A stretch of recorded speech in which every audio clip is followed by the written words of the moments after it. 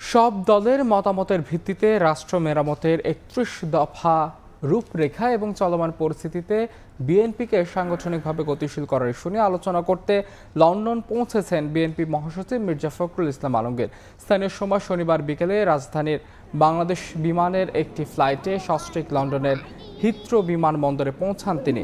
বিমানবন্দরে স্বাগত জানান স্থানীয় বিএনপির নেতাকর্মীরা।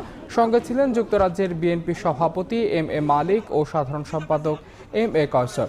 রাষ্ট্র মেরামত ছাড়াও বিএনপি মহাসচিব দলীয় চেয়ারপারসন খালেদা জিয়ার চিকিৎসা, বিএনপির ভারপ্রাপ্ত চেয়ারম্যান তারেক রহমানের দেশে ফেরার বিষয়েও আলোচনা করবেন বলে জানা গেছে। সবশেষ ২০১৮ সালে একাদশ জাতীয় সংসদ নির্বাচনের আগে মির্জা ফখরুল ২ বার লন্ডনে গিয়েছিলেন।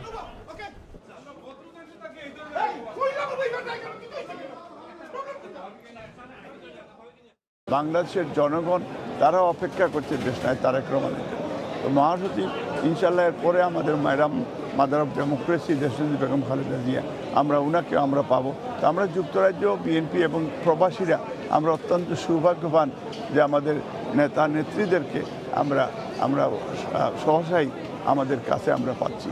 আমরা বিশ্বাস করি ভবিষ্যতে বিএনপি সরকার গঠন করবে, সেই আনন্দ আমাদের মাঝখানে বিরাজমান হচ্ছে। আমরা যুক্তরাজ্য বিএনপি ওনাকে নিয়ে মহাসচিবকে নিয়ে যুক্তরাজ্য বিএনপির উদ্যোগে ৩ তারিখে রয়্যাল রিজেন্সি হলে আমরা একটি সমাবেশ করব। সেই সমাবেশ যুক্তরাজ্যের সর্বস্তরের নেতৃবৃন্দ উপস্থিত থাকবেন।